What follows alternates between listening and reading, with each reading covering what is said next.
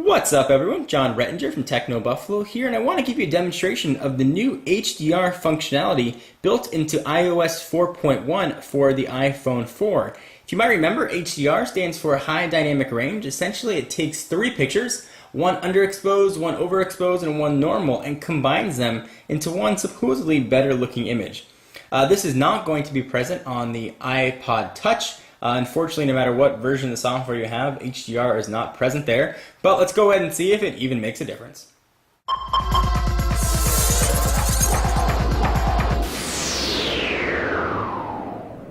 Alright, so for our test subject, I am dog sitting, so please meet Betsy. She is a sleeping beagle who is going to be our subject.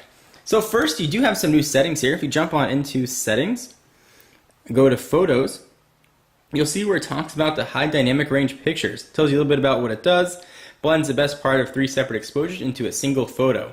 Awesome or not awesome, we'll see. You can choose to either keep the normal photo and the HDR or just keep the HDR. For this test, we're going to go ahead and keep the normal. So we'll go ahead and hop on into camera, and you're going to get a new option at the top that's going to say HDR on. That is letting you know that HDR is on. That doesn't mean turn it on. Sort of confusing. Alright, so there is Betsy. I'm going to go ahead and snap a picture in pretty normal light. It's going to take a bit longer than usual to take the image, so it's saving HDR. Let's go ahead and see if it made any sort of difference whatsoever. So there is the HDR image. That's not actually watermarked on the picture itself if you were to print it, just on your iPhone, so you can tell which one is the HDR. There's the HDR image, and there's the regular image. It looks a little bit better, not necessarily that much better. Let's try taking one more. So go back to camera. I'm going to get up nice and close to Betsy and see if that's going to make a difference. Hi, Betsy.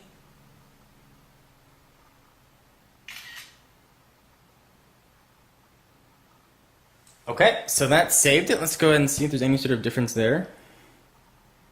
So there is the HDR image. It actually looks pretty good. And there's the regular image. This one you can actually see a difference in. You can see the different colorations on her fur, on her nose, pretty clearly, and see sort of the granular hairs on her head.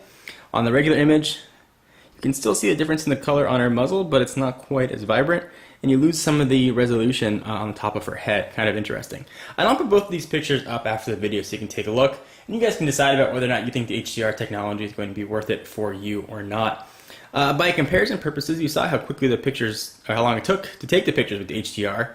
It's much quicker with the HDR turned off. If you want to snap a quick image, you're going to want to turn that off. So I just turned it off, take a picture of Betsy. Much faster. Anyway guys, stay tuned to see all those full images. I'm John Rettinger from Techno Buffalo, and say hi to Betsy because you may see her in a few more videos. Bye-bye.